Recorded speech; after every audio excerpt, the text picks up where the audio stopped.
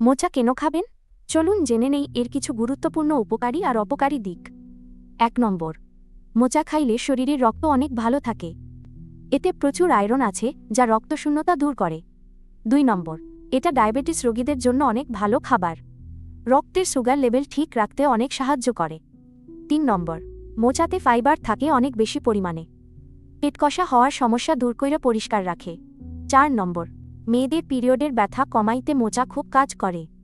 হরমোনের ব্যালেন্স ঠিক রাখতেও মোচা সাহায্য করে। 5 নম্বর, বেশি মোচা খাইলে উল্টা পেট কষা হইতে পারে, তাই পরিমিত পরিমাণে খাওয়ার অভ্যাস করেন। 6 নম্বর, মোচা খাইলে শরীরের রোগ প্রতিরোধ ক্ষমতা বাড়ায়। যে কোনো ইনফেকশন থেকে বাঁচতে মোচা খুব ভালো সবজি। 7 নম্বর, ভালোমতো পরিষ্কার না করলে পেটে ব্যথা হইতে পারে। রান্নার আগে ভালো কইরা কষ ছাড়ায়া ধুইয়া লন।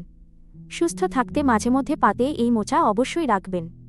শরীরের খেয়াল রাখতে টাটকা সবজি খাওয়ার অভ্যাস করেন।